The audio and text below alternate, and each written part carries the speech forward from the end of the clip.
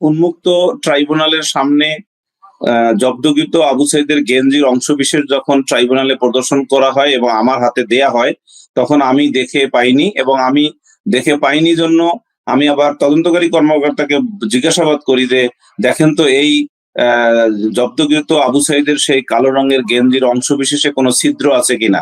উনি খুব পর্যবেক্ষণ করেছেন গভীরভাবে, এবং ট্রাইব্যুনালের ওই সময় সাইলেন্ট ছিলেন সবাই, এবং উনি উত্তর দিলেন যে না, কোনো ছিদ্র নাই। ট্রাইব্যুনালে এই যে প্রদর্শিত গেঞ্জির অংশবিশেষে যে ছিদ্র নাই, তাহলে ছিদ্র না থাকলে একটা কোশ্চেন এসে যায় যে তাহলে কি গুলি ঢোকে নাই? ডেফিনেটলি তাহলে গুলি ঢোকে নাই, এই এই প্রিজাম্পশনটা বা এই মানে অনুমানটা চলে আসে। তাহলে এই ধরনের সুনির্দিষ্ট কোনো কিছু বলা না থাকলেও পারিপার্শ্বিক যে ঘটনাগুলো, গুলির ফলে যে সকল ঘটনা ঘটতে পারে, সেই সকল বিষয় মাথায় রেখে কিন্তু একটা তদন্ত করা উচিত বলে আমি মনে করি। অ্যাডভোকেট আজিজুর রহমান দুলু, আমার প্রশ্ন হচ্ছে যে আবু সাইদ হত্যা মামলার যে শুনানি চলছে আন্তর্জাতিক অপরাধ ট্রাইব্যুনালে, সেখানে তদন্তকারী কর্মকর্তা অনেক বিস্ফোরক তথ্য হাজির করছেন, মানে রীতিমতো অবাক করা সব তথ্য। আপনি শুনানির সময় উপস্থিত থেকে কি ধরনের তথ্য তদন্তকারী কর্মকর্তার কাছ থেকে পেয়েছেন যেটা মামলাটিকে অন্য আলোতে দেখতে বাধ্য করে? হ্যাঁ, আপনি যে কথা বলেছেন সেই কথার পরিপ্রেক্ষিতে আমি তদন্তকারী কর্মকর্তা যিনি এই মামলার তদন্ত রিপোর্ট দাখিল করেছেন, মিস্টার রুহুল আমিন, ওনাকে আমি 2 দিন ক্রস এক্সামিনেশন করি। দ্বিতীয় দিনে ক্রস এক্সামিনেশনের সময় আমি ওনাকে যখন জিজ্ঞাসাবাদ করি যে আবু সাইদের যখন মাথার ইনজুরি হওয়ার পর, মানে হেড ইনজুরির পরে যখন তোর মানে যে ঘটনাস্থলে আবু সাইদ 2 হাত প্রসারিত করে দাঁড়িয়েছিল, এবং আমি প্রশ্ন করেছিলাম যে আপনারা যে ম্যাটেরিয়ালস দাখিল করেছেন, সেই ম্যাটেরিয়ালসে 17ই জুলাই 2024 একটা প্রথম আলোর 3টি ছবি ওনারা সহ একটা রিপোর্ট দাখিল করেছেন। সেখানে দেখা যাচ্ছে যে, এবং অন্যান্য ভিডিওতেও তাই, আল জাজিরার ভিডিওতেও তাই, যে আবু সাইদ যখন 2 হাত প্রসারিত করে দাঁড়িয়েছিল ঘটনাস্থলে, অর্থাৎ বেগম রোকেয়া বিশ্ববিদ্যালয়ের 1 নম্বর গেটের সামনে যেখানে ঘটনা ঘটেছে, সেই জায়গায় তার 2 হাত প্রসারিত দাঁড়ানো অবস্থায় তার গায়ে যে কালো রঙের গেঞ্জিটি ছিল সেটি গলা থেকে কোমর পর্যন্ত পরিহিত অবস্থায় ছিল।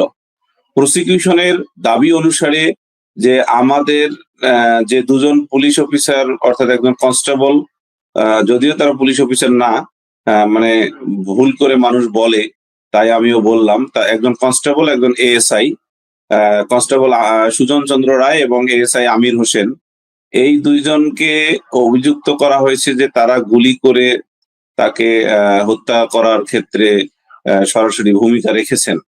এখন ওই জায়গায় আমি প্রশ্ন করেছিলাম তদন্তকারী কর্মকর্তাকে যে আবু সাইদ যখন 2 হাত প্রসারিত করে দাঁড়িয়েছিল সেই সময় কালো রঙের যে গেঞ্জিটি তার গলা থেকে কোমর পর্যন্ত পরিহিত ছিল, সেই গেঞ্জিটি আপনি জব্দ করেছেন কিনা।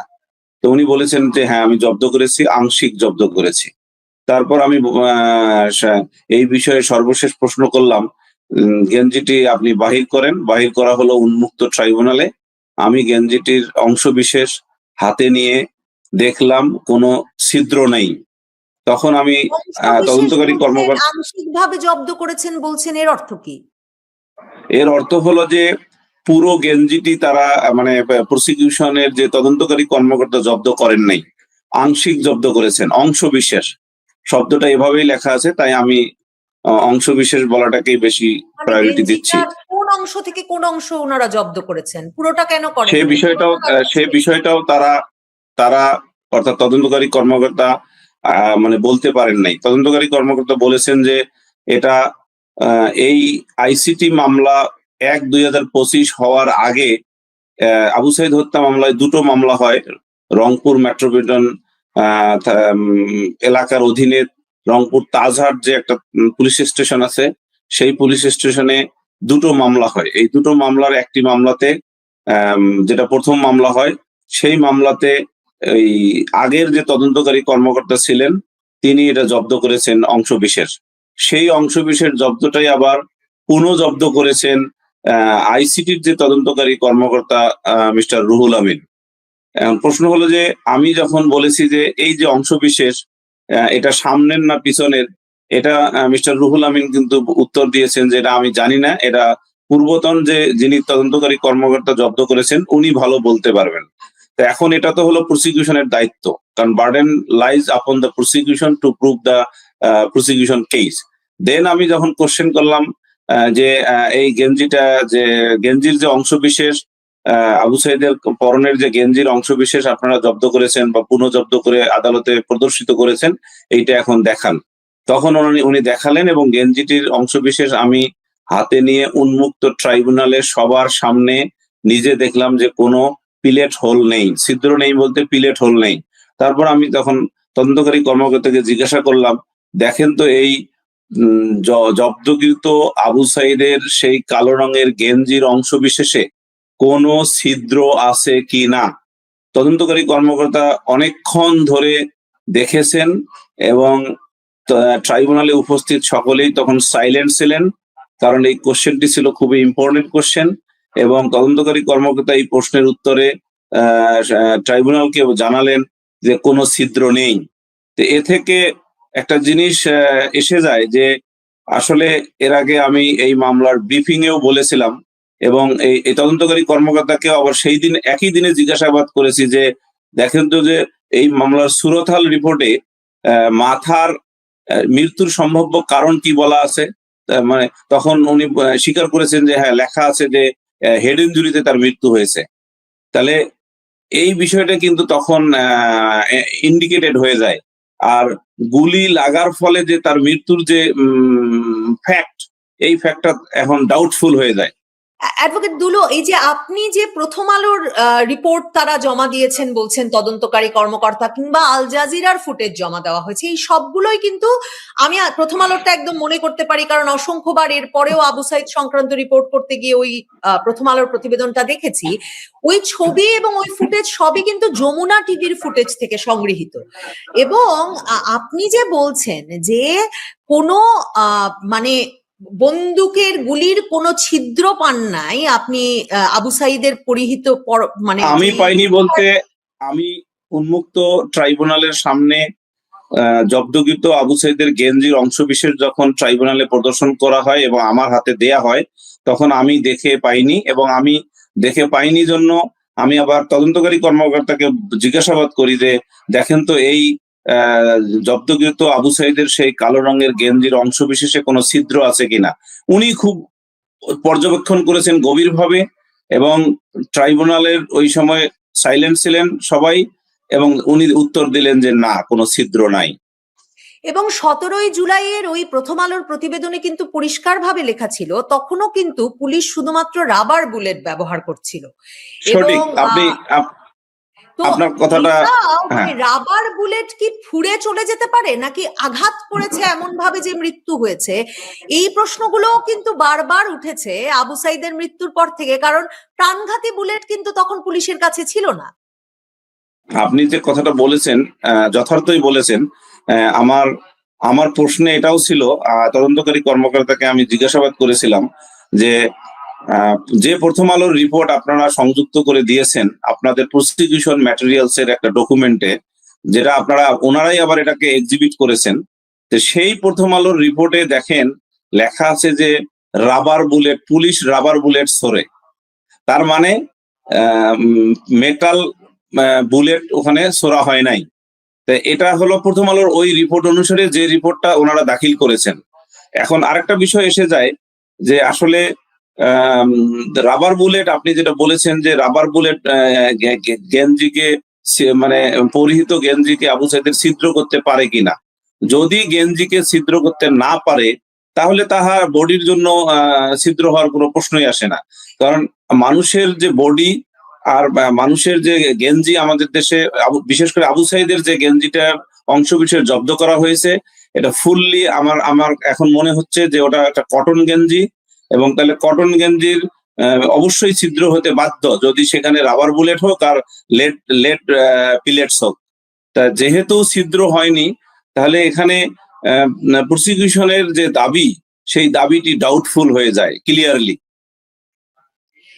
আপনি সুরতহাল রিপোর্টের কথা বলছিলেন, আমি তো সুরতহাল রিপোর্ট দেখি নাই, কিন্তু আপনি তো নিশ্চয়ই মনে আছে যে আবু সাইদের পিতা যখন আন্তর্জাতিক অপরাধ ট্রাইব্যুনালে এই মামলার শুনানির একেবারে প্রথম দিকে এসে সাক্ষ্য দিলেন, তো উনি তো ওনার ছেলের লাশ আসলে যখন গভীর রাতে পেয়েছেন, গভীর মনোযোগে গভীর মমতায় সেই লাশ দেখেছেন। উনি কিন্তু ট্রাইব্যুনালে এসে তার সাক্ষ্যে বললেন যে উনার স্পষ্ট মনে আছে যে যখন গভীর রাতে তিনি পুত্রের লাশ পেয়েছেন তখনও মাথার পেছন থেকে রক্ত ঝরছে, এবং পিতা একবারও উল্লেখ করলেন না যে তার ছেলের বুকে কোনো ইনজুরি বা গুলির মানে ছিদ্র হয়ে গিয়েছিল কিংবা কোনো রক্তের চিহ্ন, কিচ্ছু উল্লেখ করলেন না। তিনি পরম মমতায় বারবার বললেন যে তখনও মাথার পেছন থেকে রক্ত ঝরছিল।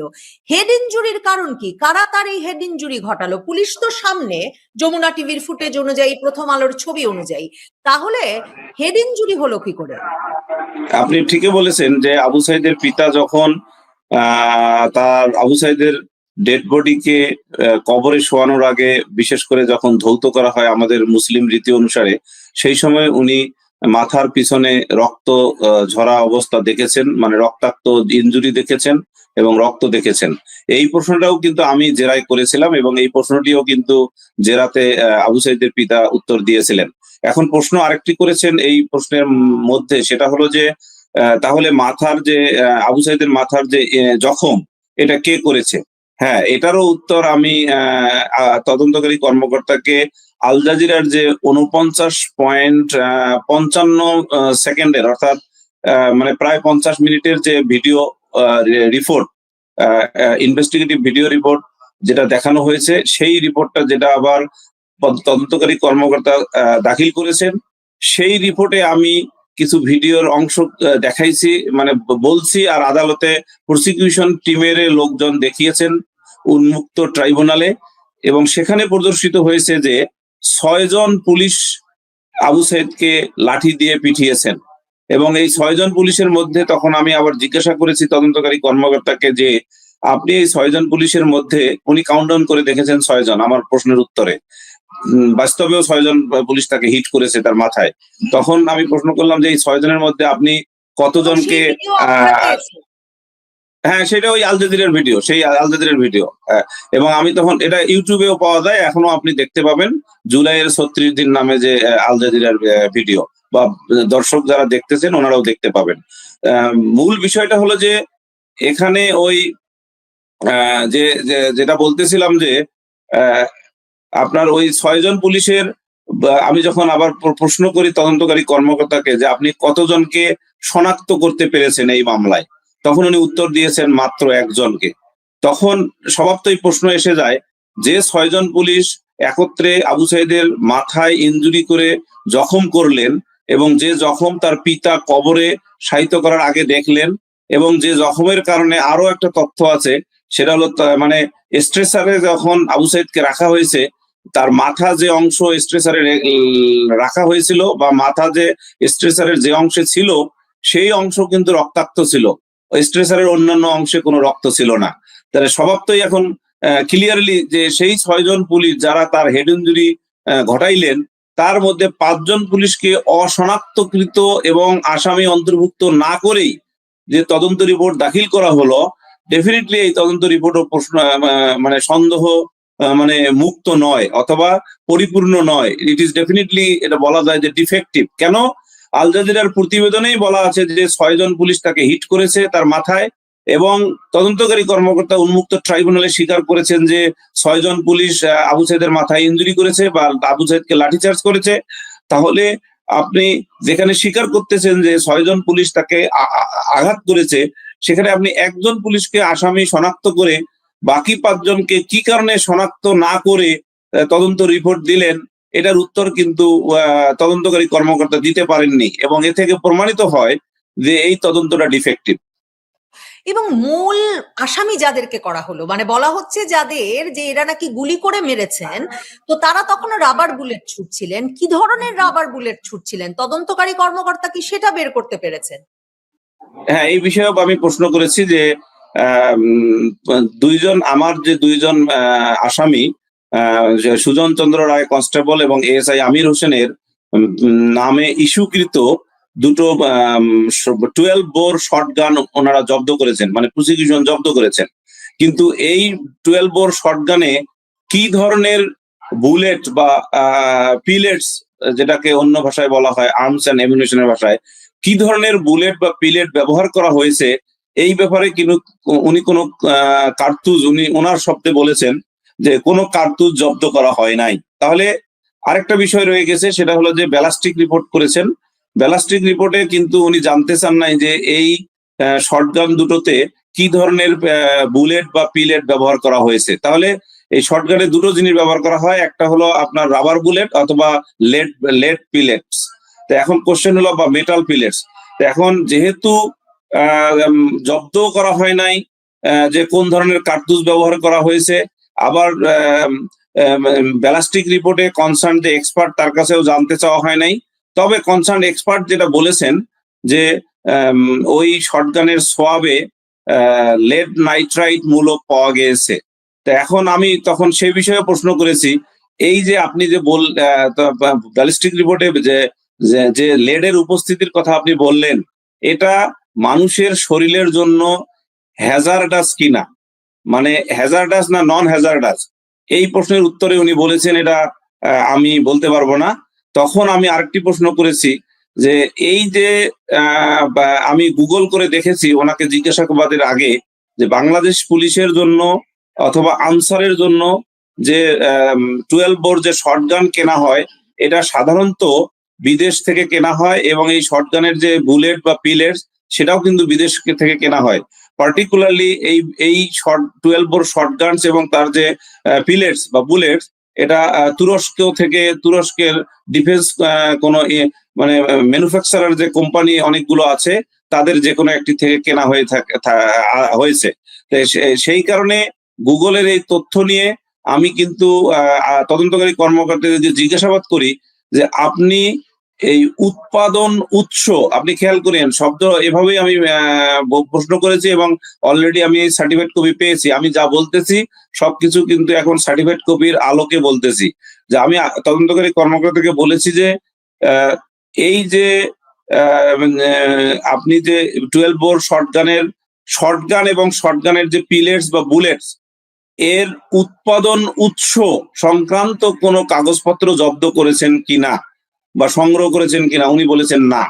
তাহলে একটা জিনিস এসে যায় যে এই যে 12 বোর শটগানে কি ধরনের বুলেটস বা পিলেটস ব্যবহার করা হয়েছে, এইটা কিন্তু 16 জুলাই 2024 আবু সাইদ যখন পুলিশের মানে 6 জন পুলিশ কর্তৃক হেড ইনজুরি এবং তার পরবর্তী যে অভিযোগ অনুসারে যে ঘটনায় মারা গেছেন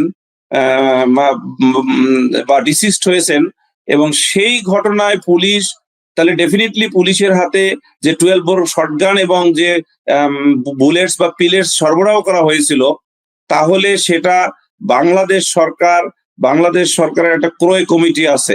সেই ক্রয় কমিটি ডেফিনেটলি সেটা, যেহেতু বাংলাদেশে উৎপাদিত আর্মস অ্যান্ড অ্যামুনিশন না, তাহলে তুরস্ক অথবা অন্য যে দেশ থেকেই কিনুক না কেন, সেই ক্রয় সংক্রান্ত কমিটিতে এই ডকুমেন্টস গুলো আছে, অথবা পুলিশের আইজিপির যে হেডকোয়ার্টার, পুলিশ হেডকোয়ার্টার্সে আইজিপির অধীনে বা কাস্টডিতে ওখানে আছে।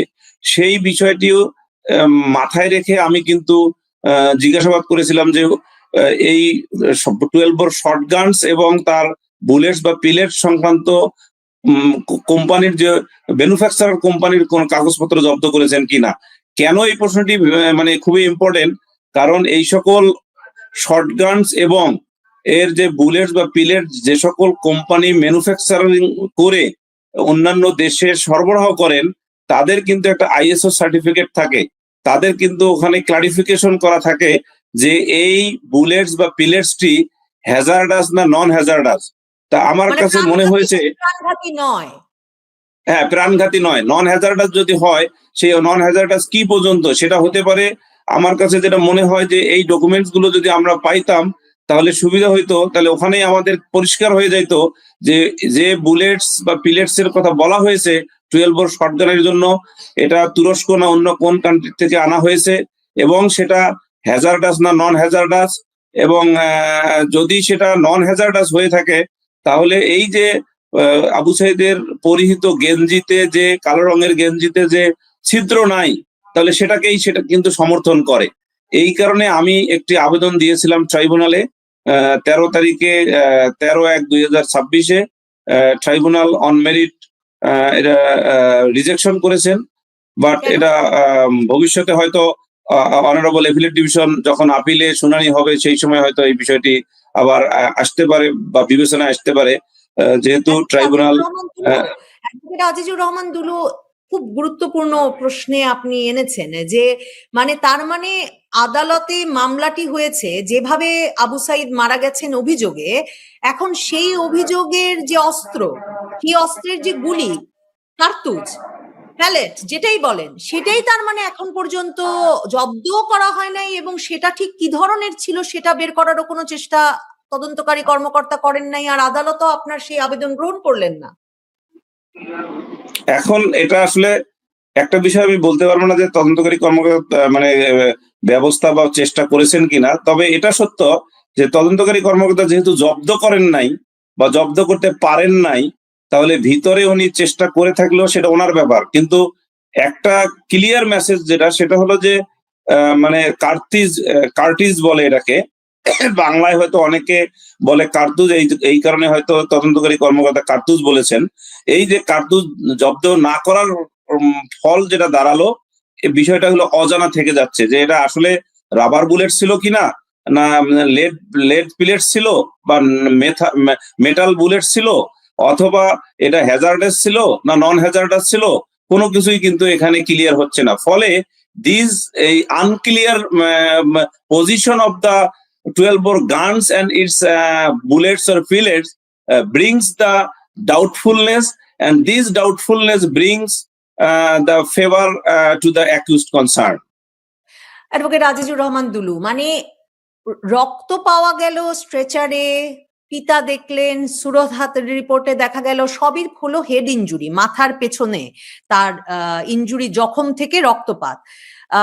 এখন টি শার্টেও ফুটো নেই, কাজেই গুলিবিদ্ধ হয়েছেন তার কোনো প্রমাণ আবু সাইদের এই মুহূর্তে পাওয়া যাচ্ছে না। তাহলে মামলাটা কেন তিনি গুলিবিদ্ধ হয়েছেন এই দাবিতে হচ্ছে? কারণ আপনি বলছেন হেড ইনজুরিও তো ঘটেছে পুলিশের প্রহারেই, তাহলে সে পুলিশদের চিহ্নিত করা হলো না, অন্য পুলিশদেরকে অভিযুক্ত করা হলো যা গুলির দায়ে, কিন্তু তারা রাবার বুলেট ছুড়েছেন বলে বলছেন। সরকার তখনও লিথাল গুলি ছোড়ার কোনো অনুমতি দেন নাই, এবং গেঞ্জিতে কোনো ছিদ্র নাই। আমি জানি না এই প্রশ্নের উত্তর দেওয়া অতিরিক্ত জটিল কিনা, কিন্তু মামলাটা তাহলে এভাবে সাজিয়ে দুর্বল করা হলো কেন? পুলিশকে তো হেড ইনজুরির জন্যও অভিযুক্ত করা যেত। হ্যাঁ, আপনি যেটা বলেছেন এটা একটা দিক থেকে যদি ভাবা হয় যে আসলে মামলাটি শুধুমাত্র এই হেড ইনজুরির জন্য যে পুলিশগণ দায়ী ছিলেন, যে 6 জন পুলিশ, তাদের সহ অন্যান্য পুলিশের যারা দায়ী বা উপরের যে সকল পুলিশের অফিসার্স আছেন বা এই সংশ্লিষ্ট ঘটনায় যারা দায়ী, তাদেরকে কিন্তু দায়ী করে মামলাটা করলে মামলার এক ধরনের বিচার আসতো, এবং সেটা একটা ডাইমেনশন। কিন্তু মামলা দুর্বল কেন করলো বা দুর্বল কেন প্রসিকিউশনের কাছে মনে হলো না, এইটা কিন্তু আমার পক্ষে বলা সম্ভব না, কারণ এটা প্রসিকিউশন কেস, যেভাবেই কেস করবেন এটা তাদের এখতিয়ার। এইটা কিন্তু জাস্টিফিকেশন হবে অনারেবল ট্রাইব্যুনাল, এবং আমাদের অনারেবল ট্রাইব্যুনাল নাম্বার 2 যেখানে এই মামলাটি বিচার হচ্ছে, এবং আমি মনে করি যে অত্যন্ত একটি সক্ষম ট্রাইব্যুনাল এবং অত্যন্ত ন্যায়পরায়ণ একটা ট্রাইব্যুনাল, যে ট্রাইব্যুনালে আমি আশাবাদী যে এই সকল বিষয়ে কনসিডারেশন নিয়ে একটি যথোপযুক্ত এবং জাস্টিফাইড একটি রায় আমরা না শুধু সারা বিশ্ব দেখবে বলে আমি বিশ্বাস করি। আপনার কাছে আমার শেষ প্রশ্ন, এই মামলা সংক্রান্ত নয়, তবে আপনি অভিজ্ঞ জন হিসেবে নিশ্চয়ই এই কৌতূহলের জবাব দিতে পারবেন। মানে এই 2024-এর জুলাই আন্দোলনের ব্যাপক প্রাণঘাতী সব মানে ব্যাপক প্রাণহানির পর 7.62 বোর্ডের কথাও তো আমরা ব্যাপকভাবে শুনেছি। এবং আপনি জাতিসংঘ রিপোর্টটা দেখেছেন কিনা, সেখানেও বারবার জাতিসংঘের বিশেষজ্ঞ দল বলেছেন যে অত্যন্ত গুরুত্বপূর্ণ এই প্রত্যেকটি হত্যার বিচার নিশ্চিত করবার জন্য কোন কার্তুজ, ওই যে আবারও বলি মানে কার্ট্রিজ বলেন বা কার্তুজের গুলি, কি ধরনের গুলি ব্যবহৃত হয়েছে সেই গুলিগুলো জব্দ করা, এবং এক একজন নিহত ব্যক্তির বুকের ভেতর বা ইনজুরির ভেতরেও গুলি পাওয়া যাওয়ার কথা, সেগুলো জব্দ করা হয়েছিল কিনা সেগুলো পরীক্ষা করে দেখা, কোন অস্ত্রে, সেই অস্ত্র পুলিশ ব্যবহার করে না সেনাবাহিনী ব্যবহার করে, আনসার করে নাকি কেউই করে না অন্য কেউ করে কিনা সেগুলো জানতে এটা জানা দরকার। তাহলে এই যে অস্ত্র এবং গুলি জব্দ করায় এই কি বলবো, গাফিলতি তো বলা উচিত না, মানে এই ব্যর্থতা তো মামলাগুলো এবং রহস্য ভেদ করতে আসলে একটা বড় ধরনের খুঁত তৈরি করবে। দেখেন, আসলে আপনি আপনার প্রশ্নের মধ্যে বলেছেন যে শুনেছেন। এই যে শোনা কথার উপর আসলে একজন আইনের ছাত্র হিসাবে অথবা আইনের প্র্যাকটিশনার হিসাবে having little bit experience of more than 9 years as জাজ, আমি আসলে এটা বলতে পারি না। আপনাকে অনেক ধন্যবাদ, আপনি সময় দিচ্ছেন। যেটি নিয়ে শুরু করব, আমি দেখলাম আপনার ফেসবুকেও আপনি এটা শেয়ার করেছেন যে খালেদা জিয়ার শোক সভায় একটা ঘটনা ঘটলো। সময় টিভির একজন সাংবাদিক তিনি লাইভ করছিলেন এবং সেখানে তাকে ধাক্কা দিয়ে রীতিমতো সেখান থেকে সরিয়ে দেওয়া হলো, সেই ভিডিওটাও দেখছিলাম। এবং আপনি তার পরিচয় বলছেন যে ইত্তেফাকের এক্সিকিউটিভ এডিটর, কিন্তু সময় টিভির সাংবাদিক যখন তাকে জিজ্ঞাসা করছিলেন তাকে এভাবে ধাক্কা দিয়ে সরিয়ে দেওয়ার পর যে তিনি কে, তার পরিচয় তিনি জানতে চাইছিলেন, তিনি বলছেন তিনি নাগরিক কমিটির। তো আমি আসলে আপনি যেহেতু বিষয়টি নিয়ে কথা বলেছেন, আরেকটু বিষয় আপনার কাছ থেকে জানতে চাই যে সেখানে কি নিরাপত্তা কর্মীরা ছিল, তারপরেও তিনি কেন আসলেন, তার উদ্দেশ্য কি, নাগরিক কমিটি মানে কি সেটাও বুঝি নাই ঠিক মতো, মানে যেটা বলা হলো, একটু আপনার কাছ থেকে আপনার তথ্য যা আছে জানতে চাই। Thank you Sharmin. আমি আসলে এই ব্যাপারটা আজকে দুপুরে দেখতে পাই, আমার সময় বাংলাদেশ, আমার সময় ইউকে টাইম দুপুরবেলা। তো আমি দেখলাম যে একটা বেশ ভালো আয়োজন করা হয়েছিল সাবেক প্রধানমন্ত্রী বেগম খালেদা জিয়ার শোক সভার জন্য, এবং অনেকে সেখানে এসছেন, অনেক ফরেন ডিগনিটারিজ এসছেন, ফরেন ডিপ্লোম্যাটস, অনেক পলিটিক্যাল পার্টি লিডার এবং আরো অনেক উচ্চপদস্থ ব্যক্তি, সরকারের সদস্যরা এখানে আসছেন। এবং যেটা দেখলাম যে অনুষ্ঠানের সময় একজন সাংবাদিক, যিনি সময় টিভির, ওনার নাম বোধহয় সালেহীন নাম, তাকে উনি লাইভ করার চেষ্টা করছিলেন, উনি কাউকে ব্যাঘাত করছিলেন না, and it was quite an empty area, একটা খালি জায়গার মধ্যে উনি জাস্ট ক্যামেরা নিয়ে জাস্ট স্টার্টেড টু টক। তো হঠাৎ করে ভদ্রলোক তো চার্জড আপ হয়ে এসে ওনাকে পুশ করে সরিয়ে দিয়ে যে কাণ্ডটা করলেন, এটা আসলে খুবই নিন্দনীয় এবং এটা অত্যন্ত বাজে লেগেছে আর কি। এবং উনি যে শুধুমাত্র ওনার সাথেই, সালেহিনের সাথে এমন করেছেন ব্যাপারটা এরকম না, এখানে উপস্থিত আরো কয়েকজনের সাথেও উনি বেশ দুর্ব্যবহার করেছেন। আমি একটা রিপোর্ট দেখলাম কিছুক্ষণ আগে, যেখানে আরো 2 থেকে 3 জন জার্নালিস্ট বললেন যে সে কয়েকজনের সাথে এরকম খারাপ ব্যবহার করেছে। এবং কিছুদিন আগে যখন বেগম খালেদা জিয়ার জানাজা হচ্ছিল, জানাজা নামাজের সময় তিনি একটি ইন্টারন্যাশনাল মিডিয়ার একজন ফটোগ্রাফারের সাথেও বেশ বাজে ব্যবহার করেছেন। তো এই যে একটা প্রবণতা এবং এই ধরনের যে আপনার, এবং তাকে আমি দেখলাম যে তারেক রহমান যে প্রেস মিট করেছিলেন লাস্ট উইকে, প্রেস মিটে দেখলাম উনি বেশ হাস্যোজ্জ্বল মুখে তারেক সাহেবের সাথে হ্যান্ডশেক করার চেষ্টা করছেন খুব, এবং সেগুলো তিনি পোস্ট করেছেন। এবং ওনার ফেসবুকটাতে আমি একটু যে স্কিম করে গিয়েছি আর কি, এবং তার ফেসবুক জুড়ে সম্পূর্ণই হচ্ছে আপনার রাজনৈতিক বন্দনা, রাজনৈতিক স্তুতি, বিভিন্ন লোকজনের করা। তো আমি তার একটু অতীতে গেলাম যে উনি অ্যাকচুয়ালি কি করতেন। তো উনি সাংবাদিকতাই করতেন, বাংলাদেশে সাংবাদিকতা করেছেন অনেক বছর, 97, 98 থেকে সে সময় উনি মানব জমিনে ছিলেন, এক সময় ইত্তেফাকে এসেছেন এবং ইত্তেফাকের জন্য আদালত বিট করতেন উনি একটা সময়। তারপরে উনি আপনার 2001-2006 বিএনপি সরকারের সময় উনি জনাব মওদুদ আহমেদের বেশ ঘনিষ্ঠ ছিলেন, তখনকার যিনি মন্ত্রী ছিলেন জনাব মওদুদ আহমেদ, মারা গিয়েছেন উনি, ওনার সাথে বেশ ঘনিষ্ঠ ছিলেন। এবং ওই পরিচয়ের সুবাদে তিনি বেশ কিছু করাপ্ট অ্যাক্টিভিটিস এর মধ্যে ইনভলভ হয়ে যান, এবং যতটা জানি যে তার নামে দুদকও সে সময় মামলা করেছিল, এবং পরবর্তীতে তিনি দেশ ত্যাগ করে he left the country E settle down in Australia, এবং সেখানে থেকে কলাম টলাম লিখছেন, অনেক টুকটাক কাজকর্ম করার চেষ্টা করেছেন, যেটা মূলধারার সাংবাদিকতা বলতে আমরা আমরা যেটাকে বুঝি ওরকম কোনো কিছু উনি সেখান থেকে অ্যাকচুয়ালি করেননি। তো 5ই আগস্ট পরবর্তী সময় উনি বাংলাদেশে ফেরত আসলেন। ফেরত এসেই ধরেন ইত্তেফাকের মতো একটা পত্রিকার এক্সিকিউটিভ এডিটর বনে গেলেন। আবার উনি বাংলাদেশ টি বোর্ডের ইন্ডিপেন্ডেন্ট ডাইরেক্টর হয়ে গেলেন। উনি পিকেএসএফ এর মতো একটা প্রতিষ্ঠানের পরিচালক হয়ে গেলেন, এবং ন্যাচারালি যখন তারেক সাহেব দেশে ফেরত গেলেন তখন উনি ওনার যে বলয়ে আছে, ওনার আশেপাশে যে লোকজন আছে তাদের ঘনিষ্ঠ হয়ে তাদের বেশ কাছে যাওয়ার চেষ্টা করলেন। এবং 5 আগস্ট পরবর্তী সময় যতদিন পর্যন্ত অন্তর্বর্তীকালীন সরকারের সাথে উনি ঘনিষ্ঠ হওয়ার চেষ্টা করেছেন, এবং অন্তর্বর্তীকালীন সরকারের সময় অ্যাকচুয়ালি তাকে পিকেএসএফ এর পরিচালক এবং টি বোর্ডের পরিচালকের মতো পদগুলো দেয়া হয়। আমার যেটা কনসার্ন সেটা হচ্ছে যে এই যে একটা লোক, সে এতদিন দেশের বাইরে ছিল, হঠাৎ করে পরিবর্তিত রাজনৈতিক সময় দেশে গিয়ে ব্লেন্ড করে যাওয়ার চেষ্টা করলো, তাকে কোন যোগ্যতায় অথবা কিসের ভিত্তিতে অ্যাকচুয়ালি এই জিনিসগুলো দেয়া হলো, অথবা এগুলা দেয়ার প্রিরিকুইজিটটা অ্যাকচুয়ালি কি ছিল, তাকে কেন এগুলো দেয়া হয়েছে।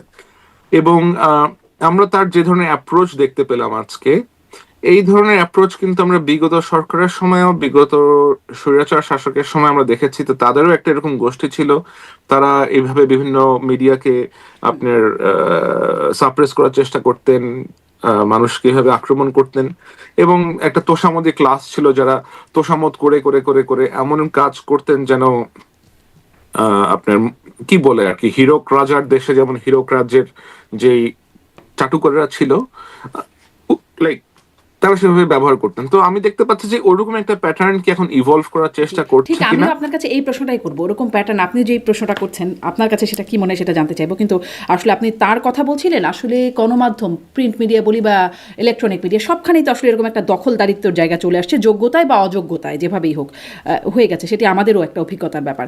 কিন্তু আপনিও যে বলছেন তোষামোদি করার আগের কালচারটাই এখনো আসছে কিনা, তারেক রহমান চেয়ারম্যান হবার পর গণমাধ্যমে সংবাদকর্মীদের সাথে মতবিনিময় বা শুভেচ্ছা বিনিময় করেছেন, সেখানেও এই বিষয়টা একটা দেখা গেছে। তো আমি আসলে এই প্রশ্নটা করতে চাই যে সাংবাদিকরা, আমি প্রায় নিজে সাংবাদিক হিসেবেও সাংবাদিকদেরকে প্রশ্ন করি, এত তেল মারার চেষ্টাটা কেন করেন সাংবাদিকরা? আর আপনার কাছে আসলে যে প্রশ্নটা করতে চাই যে এই তেলে যে এই রাস্তাটা পিচ্ছিল হয়ে যাবে, তারেক রহমান কি স্লিপ কাটবেন, নাকি তারেক রহমান কন্ট্রোলে থাকতে পারবেন? কি মনে হয় আপনার এখন তাকে দেখে? আমার মনে হয় ওনার আশেপাশে যারা আছেন, ওনার যারা উপদেষ্টা আছেন, ওনার যারা অ্যাডভাইজার আছেন, ওনাদের এই বিষয়গুলো খুব সিরিয়াসলি কনসিডার করা উচিত। এবং শুধুমাত্র তারেক সাহেবের কথা আমরা এখানে বলছি, ব্যাপারটা এরকম হওয়া উচিত না, কারণ আমাদের তো দেশে তো আরো রাজনৈতিক দল আছে যারা ইলেকশন করতে যাচ্ছে, তাদের আশেপাশেও এরকম ব্যক্তিরা আছেন, চেষ্টা করছে ভেড়ার জন্য। সো যারাই আগামীতে সরকার গঠন করতে চেষ্টা করবেন অথবা সরকার গঠন করবেন জনগণের ভোটে নির্বাচিত হয়ে, তাদের প্রত্যেকের উচিত হবে যেন মিডিয়ার সাথে অ্যাসোসিয়েটেড অথবা গণমাধ্যমের সাথে সংযুক্ত কর্মী যারা আছেন, তাদেরকে যেন অ্যাটলিস্ট তাদের কাজটা ফ্রিলি করতে দেওয়া হয়, তাদেরকে যেন তাদের উপরে যেন কোনো ভীতির সঞ্চার করা না হয়, মানুষজন যেন মনে ভেতর থেকেই কাজটা করতে পারে, কোনো প্রেসারে পড়ে অথবা কারো চাপ, কারো দ্বারা বায়াসড হয়ে অথবা কারো ইনস্ট্রাকশনে যেন মানুষকে কোনো কাজ করতে না হয়। কিন্তু আমরা যেটা দেখছি সেটা হচ্ছে যে বিভিন্ন মিডিয়া হাউসে পলিটিক্যালি আপনার সংশ্লিষ্টতা আছে, পলিটিক্যালি অ্যাফিলিয়েটেড ইন্ডিভিজুয়ালরা গিয়ে বিভিন্ন মিডিয়া হাউস দখল করে নিচ্ছেন, কাউকে বিদেশ থেকে এনে সেখানে পুনর্বাসিত করা হচ্ছে, কেউ কোনো মিডিয়া হাউসের সিইও হয়ে যাচ্ছেন। তো এই যে একটা অস্থির অথবা এই যে একটা নোংরা নোংরা প্র্যাকটিস বলবো আমি এটাকে বন্ধ করতে হবে। হ্যাঁ, এটাকে যদি যে পলিটিক্যাল পার্টিগুলো আছে তারা যদি এগুলো সাপোর্ট না দেন তাহলে এরকম হওয়ার কথা না। যদি তারা বলেন যে আমার সাথে সংশ্লিষ্ট লোকজন যদি কেউ এরকম কোনো কিছু করে থাকে, then you'll be banned from my party, অথবা তুমি আমার আশেপাশে ভিড়তে পারবে না। এবং এটা করা কোনো ডিফিকাল্ট ব্যাপার না, আপনি ইচ্ছা করলেই লাইক এরকম মেকানিজম ইমপ্লিমেন্ট করা পসিবল। বাট কনসার্ন হচ্ছে যে পলিটিক্যাল পার্টিগুলোর কি সে সদিচ্ছা আছে কিনা, এবং তারা যদি সদিচ্ছা থেকে থাকে তাহলে তারা এটাকে ইমপ্লিমেন্ট করার জন্য কি করছে। জি জি, এটাই তো খুব বড় একটা প্রশ্ন যে সদিচ্ছা আছে কিনা। নিশ্চয়ই সামনে ক্ষমতা নেবার পর দেখা যাবে বা দায়িত্ব নেবার পর দেখা যাবে সদিচ্ছা আছে কিনা। তবে একটা বিষয় গণমাধ্যমের দৃষ্টি আকর্ষণ করেছে যে তারেক রহমানকে যখন মাননীয় সম্বোধন করছিলেন মাননীয় চেয়ারম্যান, তিনি বলেছেন মাননীয় শব্দ বা এই ধরনের শব্দ ব্যবহার না করতে। এটি অনেকের দৃষ্টি কেড়েছে। আমি একটু যে তেলের বিপরীত কী হয় আমি জানি না, কিন্তু জনাব মাহমুদুর রহমান সেই মতবিনিময় সভায় তিনিও কথা বলেছেন তিনি বলেছেন যে শেখ মুজিবুর রহমান জানতেন না মুক্তিযুদ্ধ কিভাবে হয়েছে, আওয়ামী লীগের লোকজন যা বলেছে তাই তিনি মেনে নিয়েছেন, ফলে তিনি ব্যর্থ হয়েছেন। তারেক রহমানকে উদ্দেশ্য করে বলছেন, আপনি 17 বছর বাইরে ছিলেন, আপনি জানেন না কি হয়েছে, আপনার বিশিষ্ট লোকজন যা বলেছে সেটাই শুনছেন। 17 বছরের ইতিহাস বলছেন যে তিনি বর্ণনা করবেন যদি তাকে 15 মিনিট অন্য কোনো অনুষ্ঠানে সময় দেওয়া হয়। মানে তিনিও তো এই পুরো 17 বছর ছিলেন না, বাইরেও ছিলেন, বিভিন্ন মানে দেশের বাইরে ছিলেন। তিনি যেটি বলবেন মানে তিনি জানেন, তারেক রহমান জানেন না, এই বিষয়টি আপনি কিভাবে দেখছেন? এবং তারেক রহমানের পাশের বন্ধুরা বা বিশিষ্ট ব্যক্তিরা তারা আসলে ঠিক বিশ্বাসযোগ্য নয়, এমনই কি ইঙ্গিত? আমি যেহেতু ইউকেতে থাকি এবং এখানে থেকে জার্নালিজম করছি, তো আমার পেশাগত কারণে তারেক রহমানের সাথে আমার বেশ কয়েকবার দেখা হয়েছে, কথা হয়েছে, পার্সোনালি আমার ইন্টারাক্ট করার সুযোগ হয়েছে, 1-to-1 বসার সুযোগ হয়েছে, আমি অনেকক্ষণ কথা বলেছি ওনার সাথে, উনি আমাকে অনেকক্ষণ সময় দিয়েছেন। তো ওনার ভেতরে যে ধরনের পরিকল্পনা আছে, উনি যে ধরনের বিষয় ধারণ করেন, the way, the kind of optimistic man he is, ওনার এগুলা কোনো কিছুর প্রশ্রয় দেওয়ার কথা না একেবারেই। The man that I have met, the man with whom I had multiple discussions for hours, he is not someone যে এগুলা প্রশ্রয় দিবে।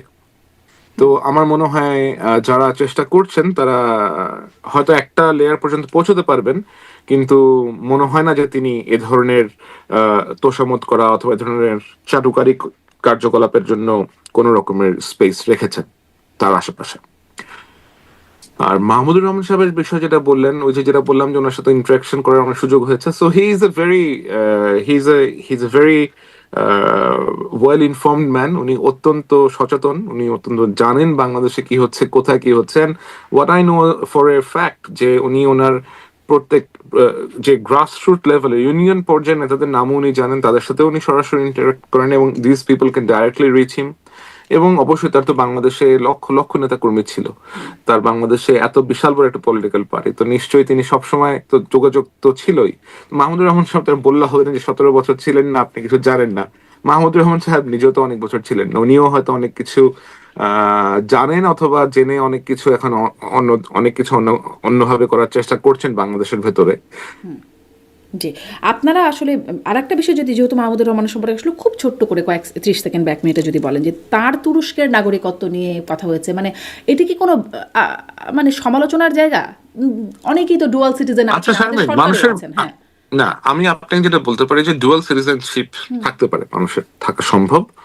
আমাদের কনস্টিটিউশন যেহেতু ডুয়াল সিটিজেনশিপধারীদেরকে সরকারের বিভিন্ন পদে, মন্ত্রী অথবা উপমন্ত্রী, প্রতিমন্ত্রী, রাষ্ট্রের যে কোনো পদে নিয়োগ করা, এদের কনস্টিটিউশনাল যে পদগুলো আছে সেখানে নিয়োগ করা বার করে। সুতরাং সে সমস্ত পদে দ্বৈত নাগরিকদেরকে নিয়োগ করার কোনো সুযোগ নাই। যদি কেউ এটা জেনেও করে থাকেন, তারা ঠিক কাজটি করেন নাই।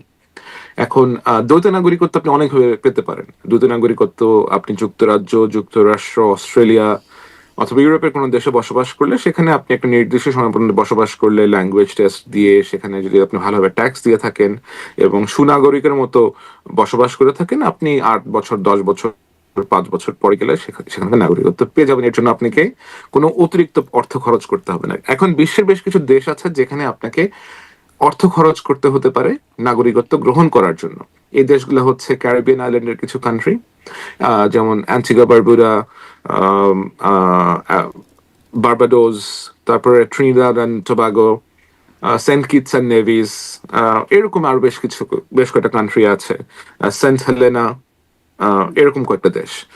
আর তুরস্কের মতো দেশে আপনার এখন খুব সম্ভবত $7 লক্ষ মতো বিনিয়োগ করতে হয়, আমি if I am not wrong. ইউরোপের দেশ সাইপ্রাসে 2 মিলিয়ন ইউরো ইনভেস্ট করলে একমাত্র পথ না, ইনভেস্টমেন্টের মাধ্যমে করা যায়, আরো তো অনেক প্রক্রিয়াও তো হওয়া যায় না। ইনভেস্টমেন্টের মাধ্যমে ওই সমস্ত দেশে করা যায়। ওই সমস্ত দেশে যদি আপনি ইনভেস্ট করেন, টাকা বিনিয়োগ করেন অথবা টাকা দেন, তাহলে তারা আপনাকে নাগরিকত্ব প্রদান করবে। আর কোনো উপায় নেই নরমালাইজেশন, মানে আর কোনো উপায় নেই নাগরিকত্ব? ওই সমস্ত না, ওটা অনেক সময় সাপেক্ষ ব্যাপার, অনেক সময় লাগবে। আপনাকে থাকতে হবে, ল্যাঙ্গুয়েজ টেস্ট দিতে হবে, আরো অনেক প্রসেস আছে। যেটা আমি আপনাকে বললাম, যেমন আমি যুক্তরাজ্যে আছি, আমি চাইলেই এখানে টাকা দিয়ে I can not buy the citizenship. ওদের দেশে স্কিম ছিল কয়েক বছর আগেও, যেখানে আপনাকে 1 or 2 মিলিয়ন পাউন্ড দিলে they will give you ILR ওই প্রসেস আপনি করতে পারবেন। আপনি যে দেশে আছেন, আমেরিকাতেও আপনি ওদের $5 লাখ দিলে আপনি গ্রিন কার্ড পান, এরকম কোনো কিছু একটা ব্যাপার আছে। ইনভেস্ট করলে তারা দেয়, বাট পাসপোর্ট সরাসরি খুব কম দেশে দেয়। আপনার কাছে কি এমন কোনো তথ্য আছে যে তিনি আসলে টাকা দিয়ে নাগরিকত্ব পেয়েছেন? আর যদি সেটা পেয়ে অবশ্যই থাকেন তাতেও কি কোনো সমস্যা আছে?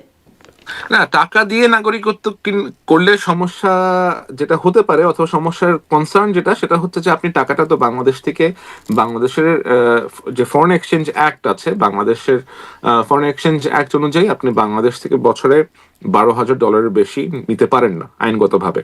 এবং এরকম আমি অসংখ্য, আমার মতো সাংবাদিকরা এরকম আরো অসংখ্য অনুসন্ধান করেছেন, এবং আমরা দেখেছি যে বাংলাদেশ থেকে অর্থ নিয়ে দেশের বাইরে গিয়ে অনেক ব্যবসায়ীরা, পলিটিশিয়ানরা পাসপোর্ট কিনেছেন, বিদেশে তারা বিনিয়োগ করেছেন, যেটা সম্পূর্ণভাবেই অবৈধ, সম্পূর্ণভাবেই অন্যায়। আর জনাব মাহমুদুর রহমান সাহেবের বিষয়টা কনসার্নিং, অথবা এটা নিয়ে আমি কথা বলেছি এই কারণে, কারণ উনি নিজেকে একজন অত্যন্ত সৎ ব্যক্তি হিসেবে জাহির করে থাকেন। উনি নিজে কখনো অন্যায় করেননি, কোনো অপরাধের সাথে যুক্ত না, হয়তো না, কিন্তু এই যে টাকা দিয়ে বিদেশের নাগরিকত্ব গ্রহণ করা, এটা কিন্তু একটা অপরাধ। আপনি যদি বাংলাদেশের ব্যাংকের বলছেন, কিন্তু দুদক, আমি বলছি মানে সম্প্রতি আনিস আলমগীরের বিরুদ্ধে, সাংবাদিক আনিস আলমগীরের বিরুদ্ধে দুদকও একটা মামলা করেছে, এবং মামলার বিষয়বস্তু হচ্ছে তার আয়, যেটি আয় তার সাথে তার অর্জিত সম্পত্তির পার্থক্য দেখা যাচ্ছে, যার কারণে মামলা হয়েছে। মানে দুদক কি এরকম জনে জনে আসলে পার্থক্য খুঁজে বেড়ায়, নাকি এটা আসলে টার্গেটেড বলে মনে হচ্ছে? বাংলাদেশে তো মানে কথা বলছেন, বা আরো অনেকের কথাই বললেন যে অনেকেই এরকম করে, তাদের ক্ষেত্রে কি দুদক এরকম কিছু ব্যবস্থা নেয়? দুঃখজনক ভাবে আমাদের দেশটা তো আসলে খুব সিলেক্টিভ ভাবে চলে। হ্যাঁ, যে এখানে ধরেন আপনার কাছে পাওয়ার আছে, আপনার আশেপাশে ক্ষমতা আছে, তো আপনি 7 খুন করেও মাফ পেয়ে যেতে পারেন আর কি। আমাদের দেশটা এমন একটা দেশ।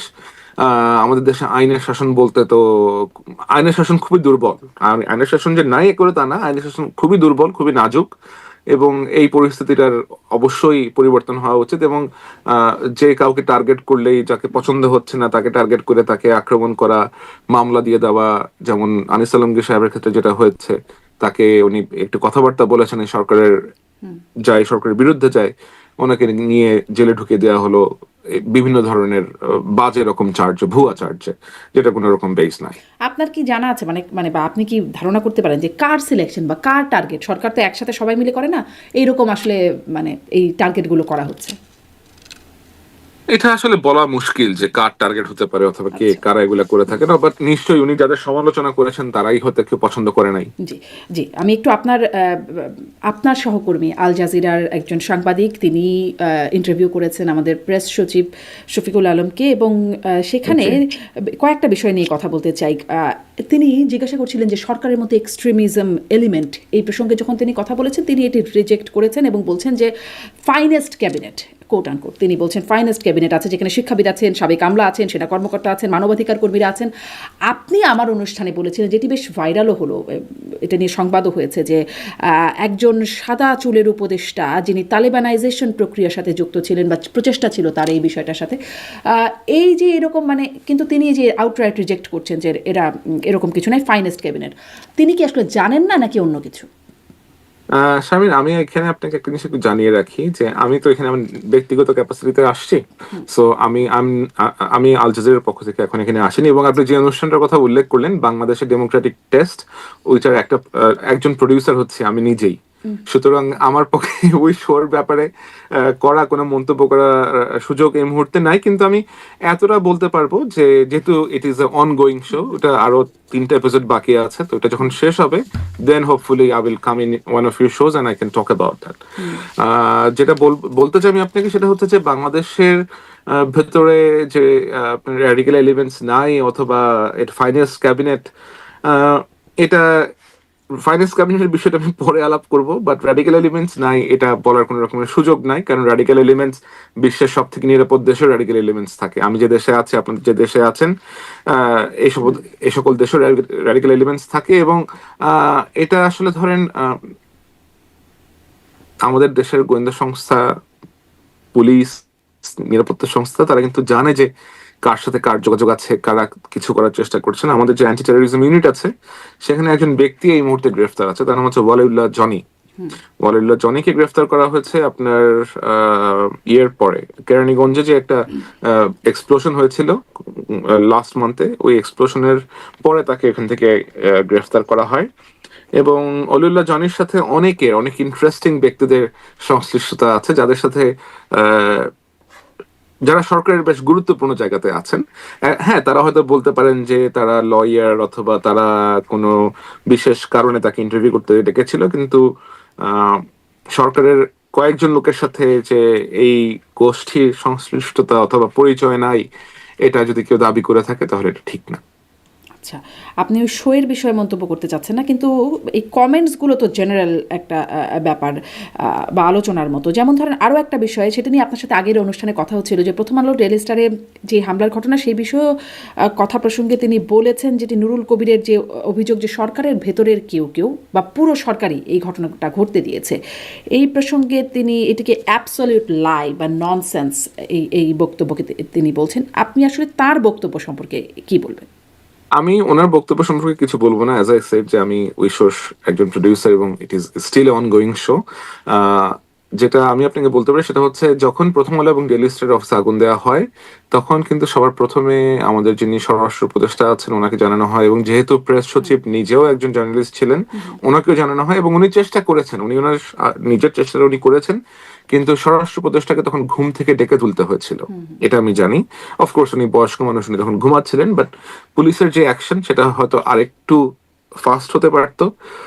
সরকারের কেউ জেনে শুনে একটা হামলা হতে দিয়েছে এমন কেউ যদি কিছু বলে থাকে, আমার আমার আমার মনে হয় যে এটা আসলে it is a matter of investigation, যে আসলেও কেউ এরকম কিছু জেনে শুনে করার চেষ্টা করেছে কিনা। ম্যাটার অফ ইনভেস্টিগেশন তো বটেই, কিন্তু মানে হুমকি থাকা সত্ত্বেও কোনো ব্যবস্থা কেন নেওয়া হলো না? এটা তো আসলে আগে থেকেই জানা ছিল, যখন হুমকি এটা অবশ্যই জানতো তারা, অবশ্যই তারা জানতেন যে প্রথম আলো রিলিজের উপরে যে থ্রেট ছিল এটা তো অবশ্যই জানতেন। এবং আমরা তো জানি যে এরকম অনেকেই আছেন যারা সরকারের ভেতরে আছেন, তারা এই দুটো পত্রিকাকে একেবারেই পছন্দ করেন না। এরকম কয়েকজন অ্যাডভাইজার আছেন যারা এই দুটো পত্রিকা একেবারেই তারা এটা পছন্দ করেন না। তারা প্রকাশ্যেও এগুলা অথবা তাদের নিজস্ব সার্কেলেও এটা তারা বলে থাকেন যে এই দুটো পত্রিকাই হচ্ছে বিশেষ কোনো দেশের মুখপত্র, এবং এই জিনিসটাকে খুব ভালোভাবে প্রপাগেট করেছে কিছু নোংরা চরিত্রের, কিছু বাজে মানসিকতার ব্যক্তি, যারা যাদের বিষয়ে আমরা অলরেডি জানি। আমি I don't really want to talk about them. জি, আপনি কথা বলতে না চাইলেও সরকারও কথা বলতে চায় না, মানে কেউই তাদের বিষয়ে কথা বলতে চায় না, এটাই হচ্ছে সমস্যা।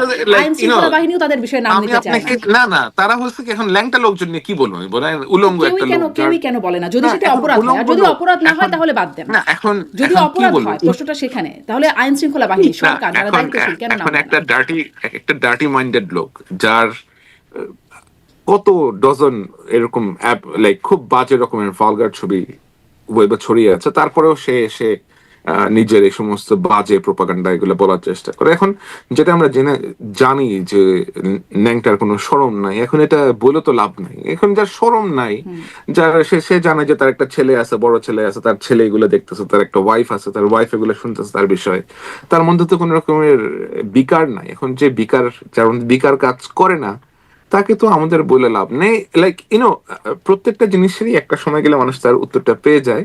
অনেকে উত্তর পেতে শুরু করেছেন, আমার মনে হয় আগামী যতদিন যাবে মানুষ এদেরকে চিনতে পারবে, মানুষই এদের উত্তরটা দিয়ে দিবে। কিন্তু আসলে বিষয়টা তো এখানে আইনি বিষয় আছে, শুধু মানুষ বা শরমের বিষয় তো না। আমি আসলে এই জন্যই প্রশ্ন করছি যে আইন কেন চুপ থাকে যদি এটা অপরাধ হয়ে থাকে? আর যদি অপরাধ না হয়ে থাকে, এটা যদি একটা যথাযথ অ্যাকশন হয়ে থাকে তাহলে কথা ভিন্ন। যেহেতু বলা হচ্ছে এটি অপরাধ, তাহলে কেন আইন চুপ আছে? সেটি ছিল আমার প্রশ্ন। আপনি বলছিলেন যে ওয়ালিউল্লাহ জনির সাথে বা এক্সট্রিমিজমের মানে রেডিক্যাল এলিমেন্টস থাকে প্রত্যেক সরকারি, এবং আমাদের গোয়েন্দা সংস্থা জানে, অ্যান্টি টেররিজম ইউনিটের কথা তারা অনেক কিছু জানে, তো জানে কিন্তু কিছু করে না কেন? জানে কিন্তু কিছু করে না, ব্যাপারটা এরকম না। এখন আমাদের দেশে যে পরিস্থিতি আছে এই মুহূর্তে ল এনফোর্সমেন্ট এজেন্সিরা ধরেন তারা আরো হিউম্যান পুলিশিং এর দিকে ঝুঁকছে, যেটা আমরা সবসময় চেয়েছিলাম যে আপনি পুলিশিং করবেন, but with accordance with the human rights practices. তো সে কারণেই তারা জিনিসগুলোকে বেশ সহনশীল ভাবে দেখার চেষ্টা করছেন, এবং যে প্রসেসটা তারা এখন ফলো করছেন বেশ হলিস্টিক ওয়েতে তারা এদেরকে জিজ্ঞাসাবাদ করছেন, তথ্য সংগ্রহ করার চেষ্টা করছেন, and I believe with time they will be able to extract the required information from them. আচ্ছা, আপনি এটাকে ইতিবাচকভাবে দেখছেন যে কাজ চলছে। একটু এই প্রসঙ্গে আসি, এবার একটু ক্রিকেটের দিকে যাই। ক্রিকেটে একটা বেশ উত্তেজনা চলছে, আইপিএল থেকে মুস্তাফিজকে বাদ দেয়া, তারপরে তামিম সেটি নিয়ে মন্তব্য করায় তামিম ইকবালকে একজন বিসিবির পরিচালক এবং আর্থিক কমিটির চেয়ারম্যান নাজমুল ইসলাম তিনি বলে দিলেন তিনি ভারতের দালাল, সেটা নিয়ে আপত্তি, মানে ঘটনা পরম্পরাগুলো একটু ছোট করে বলছি। যে তারপরে দেখা গেল যে সাংবাদিকদের প্রশ্ন জবাবে সেই পরিচালক বলছেন যে এক ক্রিকেটার একটাও বিশ্বকাপ আনতে পারে না, তাদের কাছে যে টাকা খরচ হয় সেটা কি ফেরত চেয়েছি, এরকম মানে প্রসঙ্গগুলো আসার পরে একটা উত্তেজনা তৈরি হলো। ক্রিকেটাররা দাবি করে বসলো তার পদত্যাগের, তিনি পদত্যাগ করলেন না, শেষ পর্যন্ত ক্রিকেটাররা খেলবেন না, এরকম একটা বিষয় আসলো যখন ক্রীড়া উপদেষ্টাও তার সমালোচনা করলেন আসিফ নজরুল, এবং তাকে অব্যাহতি দেওয়া হলো। কিন্তু আমরা দেখেছিলাম সেই প্রবাসী অনলাইন অ্যাক্টিভিস্ট, প্রভাবশালী অ্যাক্টিভিস্ট পিনাকি ভট্টাচার্য তিনি বলেছিলেন দেখি নাজমুল ইসলামকে কে সরায়, কিন্তু সরানো হলো। তারপরে দেখা গেল যে মিরপুর স্টেডিয়ামের বাইরে ভাঙচুর, এবং নাজমুল ইসলামকে কেউ সেভাবে না চিনলেও সেখানে তার পক্ষে অনেক মানুষ এসে বললো যে নাজমুল ইসলামকে অব্যাহতি দিলে ক্রিকেটকেই অব্যাহতি দেওয়া হবে, মানে সেগুলো আমরা ক্যামেরায় লাইভ দেখলাম টেলিভিশনগুলোতে। আসলে কেন হলো এত ঘটনা, আর কি হলো, ভেতরে কি আছে এটা কি জানেন? আমার মনে হয় একটু পেছনের দিকে আমার একটু বলা উচিত যে বাংলাদেশ জাতি হিসেবে আমাদের সকলে মিলে আমাদের উৎসব মুখর ভাবে আনন্দ করার যে যে কতগুলো উপলক্ষ এসেছে এর সিংহভাগ এসেছে আমাদের ক্রিকেটের জন্য। তো ক্রিকেট আমাদের জীবনে আমাদের বাচ্চাদের, আমাদের যারা বেড়ে উঠছে তরুণদের মনে যেভাবে প্রভাব রেখেছে, যে ধরনের মুহূর্তগুলো এনে দিয়েছে, এই খেলার সাথে যারা যুক্ত, এই খেলার বেশিরভাগ প্লেয়ারকেই দেশের লোকজন অনেক পছন্দ করে থাকেন, সম্মান করে থাকেন। এবং আমরা জানি যে আমাদের প্লেয়াররা কিন্তু অনেক দেশের চাইতে আমাদের দেশের প্লেয়াররা অনেক ক্লিন, তাদের ব্যাটিং রেকর্ডস বেশ লো। ব্যাটিং এর সাথে জড়িত হওয়ার রেকর্ড যে নাই তা না, আমাদের আশরাফুল, সাকিবের মতো প্লেয়াররাও ইনভলভ হয়েছিল। তো বাট আদারওয়াইজ আমাদের ক্রিকেটারদের চারিত্রিক সমস্যারও ওরকম একটা শোনা যায় না, যেটা পার্শ্ববর্তী দেশের কথা অথবা পাকিস্তানের কথা যদি আপনি নেন, আমাদের ক্রিকেটাররা they have been trying to prove themselves. এখন যেটা হয়েছে 2014-15 পরবর্তী সময় থেকে ক্রিকেটারের মধ্যে ক্রিকেট এমন ভাবে রাজনৈতিকরণের শিকার হয়েছে যে এই খেলাটা আসলে আপনার খেলা কম, পলিটিক্স বেশি হয়ে গেছে। ক্রিকেটারদেরকে পলিটিসাইজ করার চেষ্টা হয়েছে, যেটা আমরা দেখেছি যে মাশরাফির মতো, সাকিবের মতো ক্রিকেটাররা ধ্বংস হয়ে গেছে। ধ্বংস মানে যে লাইক এক্সপ্লয়েট হয়ে গেছে, they have been exploited by the politicians in a very bad way. আরো অনেক ক্রিকেটারকেও আপনি পলিটিসাইজ করার চেষ্টা করা হয়েছে।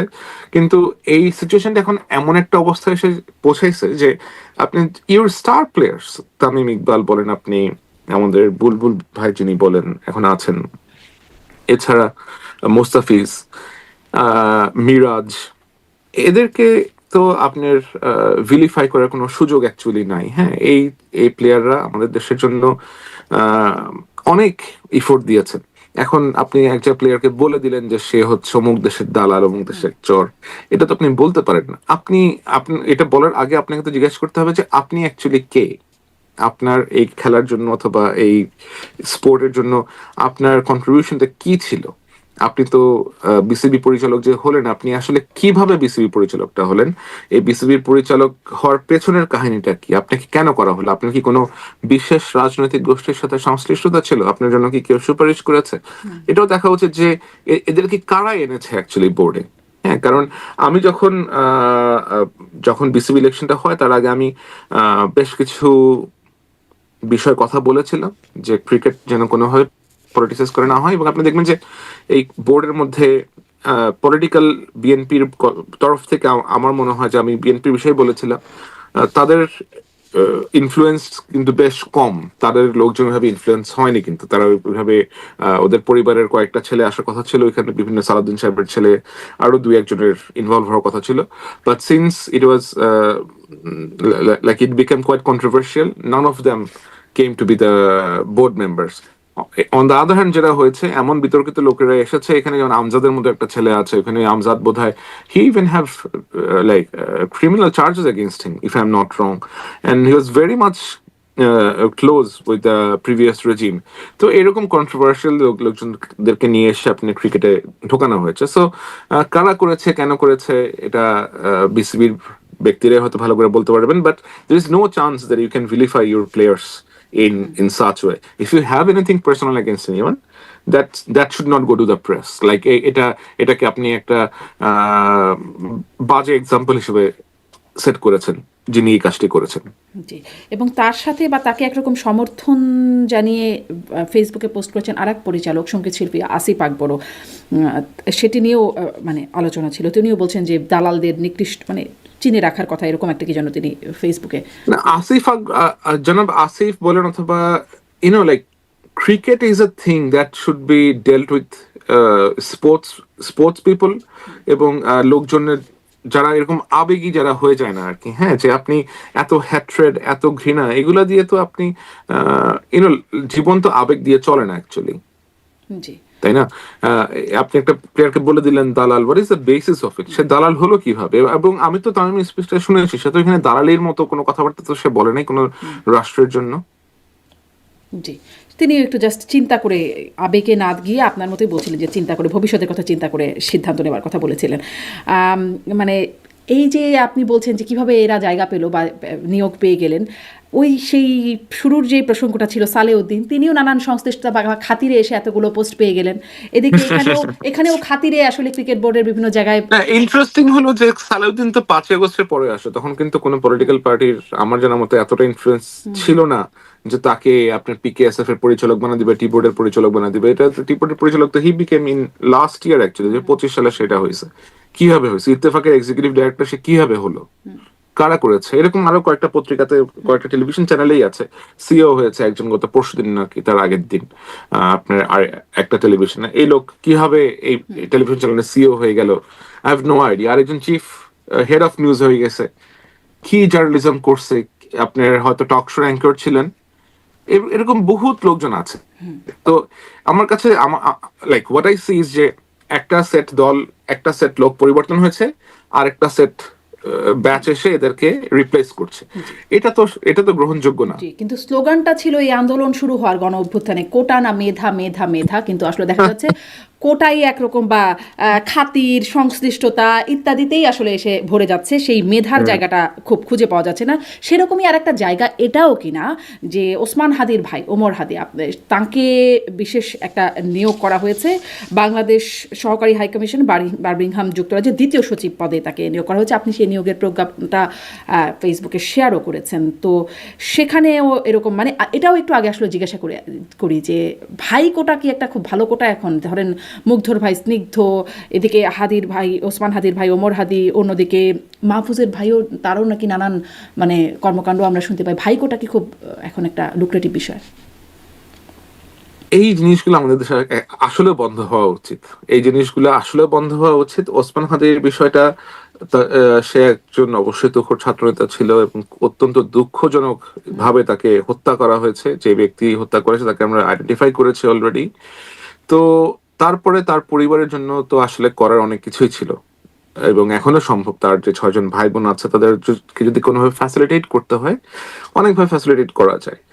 পররাষ্ট্র মন্ত্রণালয়ে দূতাবাসের মতো একটা জায়গাতে কাজ দিয়ে আপনি যাকে পাঠাবেন, তাকে তো আপনার দেশকে রিপ্রেজেন্ট করার মতো ক্যাপাসিটি থাকতে হবে, শিক্ষা থাকতে হবে, যোগ্যতা থাকতে হবে, এবং সেখানে যদি আরো যোগ্য ব্যক্তি থেকে থাকেন তাদেরকে প্রথম প্রেফারেন্স দিতে হবে।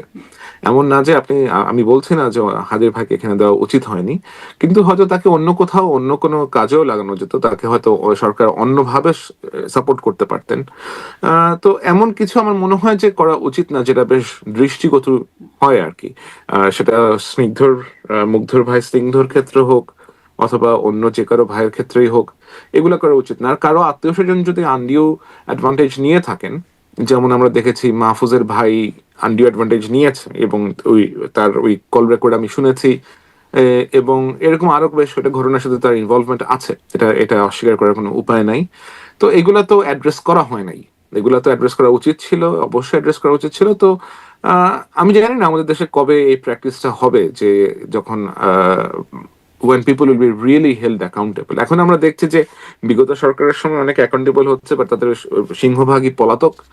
আমরা দেখছি না যে এরা গিয়ে জেল জরিমানা অথবা আপনার আদালতে যাচ্ছে, অথবা যে কনসিকুয়েন্স সেটা ভোগ করছে হয়তো, তাদের সংখ্যা খুব কম আর কি। জি, তাহলে আসলে স্লোগানটা এখন বদলেই মনে হয় ফেলা যায়। আই মানে আপনি যে এখন প্রজ্ঞাপনটা শেয়ার করছেন তার কমেন্টসে আমি দেখছিলাম অনেকে বলছেন যে লাশকে ক্যাশ করার একটা বিষয় তৈরি হচ্ছে কিনা এখানে, মানে সরকার আন্দোলনটাকে দমিয়ে ফেলতে চাইছে কিনা এর মাধ্যমে, বা নিয়ন্ত্রণ করে ফেলবে কিনা। আসলে কি লাশকে ক্যাশ করার কিছু হচ্ছে এখানে? আমার আমার মনে হয় হাদির এই হত্যাকাণ্ডকে কেন্দ্র করে বিশেষ কিছু গোষ্ঠী আহ, দেশে এমন একটা সিচুয়েশন তৈরি করার জন্য ক্ষেত্র তৈরি করার জন্য আপ্রাণ চেষ্টা করে চলেছে, যেটা আসলে আমার কাছে ঠিক নর্মাল বলে মনে হচ্ছে না। এটা একটা দুঃখজনক ঘটনা এবং এটা ইনভেস্টিগেশন হয়েছে, ইনভেস্টিগেশন আরো করা হচ্ছে, যারা কিলার আছে তাদেরকে আইডেন্টিফাই করা হয়েছে। তো you need to give the government some time, এবং যারা ল এনফোর্সমেন্ট এজেন্সি আছে গিভ দেম সাম টাইম। এটাকে নিয়ে আপনি রাস্তা ব্লক করা অথবা এটাকে নিয়ে আপনি আরো জিনিসটাকে ঘোলাটে করার চেষ্টা করা, আমার মনে হয় না যে কেউ এগুলা কোনো পজিটিভ কারণে করছেন। পজিটিভ কারণে যদি কেউ করে থাকেন, দেন যে ধরনের বক্তব্য তারা দিচ্ছেন, যে ধরনের মন্তব্য তারা করছেন, বেশ আপত্তিজনক। বেশ বেশ আপত্তিজনক। এ ধরনের মন্তব্য আমরা বাংলাদেশের পলিটিক্যাল সিস্টেমে অথবা পলিটিক্যাল কালচারে এগুলা বেশ নতুন আর কি, এবং এগুলা কোন বেশ ভালো সাইন মন্তব্যগুলোকে না। আপনার মানে এরকম মনে হচ্ছে, আপত্তিজনক মনে হচ্ছে? যে ধরনের গালিগালাজ, যে ধরনের ভাষা তারা ব্যবহার করে থাকেন, যে ধরনের পলিটিক্যাল রেটরিক তারা ইউজ করে থাকেন, যে উপদেষ্টাদেরকে থাপড়ায় দিবে, উপদেষ্টাদেরকে চটকানা দিবে, থাপ্পড় দিবে, এগুলা কি আপনার মনে হয় যে এগুলা কোনো স্টুডেন্টদের মুখের ভাষা হতে পারে অথবা কোনো ভদ্র লোকের সন্তানের মুখের ভাষা হতে পারে? আমরা তো পলিটিশিয়ানদেরকে দেখেছি, আমরা তো ছাত্র নেতা নতুন দেখিনি, আমরা তো 90s এর ছাত্র নেতাদেরকে দেখেছি, মাঝখানে ছাত্র নেতাদেরকে আমরা দেখেছি, লাইক ইউনো। এবং এই ধরনের অ্যাবিউজিভ কথা ব্যবহার করে আপনি যে নিজেকে পপুলার করার চেষ্টা করবেন, এটা আসলে সাস্টেইনেবল হবে না আর কি। হ্যাঁ, কারণ হিস্ট্রি উইল জাজ যে এটা গ্রহণযোগ্য নাকি এটা গ্রহণযোগ্য না। আমরা তো সভ্য সমাজে বাস করি। আপনি কাউকে জঘন্য ভাষায় আক্রমণ করবেন এবং মনে করবেন that you'll become popular because you said that, and এটা এটা এটা সাহসিকতা না, এটা হচ্ছে এক ধরনের ছ্যাচরামি করা। আমি এটা ছ্যাচরামি করাই এই বলবো। ছ্যাঁচড়ামিটা নিয়ে আগের অনুষ্ঠানেও আলোচনা হয়েছিল এবং প্রায়ই আসলে এই বিষয়টা আলোচনা হয় যে আমাকে এখন ডিকশনারি ঘেটে অনেক কিছুর মিনিং বের করতে হয়, যে কথাগুলো আসলে শুনি নাই, যে গালির কথাগুলো বলছিলেন আমি আসলে জানিও না আমার অজ্ঞতার জায়গা থেকে। কিন্তু এটি শুধুমাত্র গালাগালির মধ্যেই নয়, শিক্ষকদের টেনে নামানো, ছাত্র নেতাদের কাছ থেকে এরকম আচরণ, মানে এটির কেন উদ্ভব হলো? এগুলো একেবারে আনপ্রেসিডেন্ট। আমি গতকালকে দেখলাম যে একটা একজন রিক্সা চালক তিনি ছাত্রদেরকে বলতে গেছেন যে আমি অনেকক্ষণ ধরে রিক্সা চালাচ্ছি, বাট আমি কোনো ভাড়া পাচ্ছি না, তোমরা নিশ্চয়ই আমাকে খাবার দিবা না, তোমরা নিশ্চয়ই আমার পরিবারের মুখে অন্ন জুটাবা না। এবং এরকম আমি আরো বেশ কিছু ঘটনা দেখলাম যে অ্যাম্বুলেন্স আটকায় রাখছে, মানুষজনের জীবন যাত্রা ব্যাহত করে দিচ্ছে। তো এরা এগুলা করে আসলে এমন একটা দিকে নিয়ে যাচ্ছে, যারা একসময় তাদের এই সমস্ত কজের প্রতি সিম্প্যাথেটিক ছিল অথবা সহানুভূতিশীল ছিল, তারাই কিন্তু they will turn against you. And if they turn against you, if the mass people turn against you, you cannot do anything about it.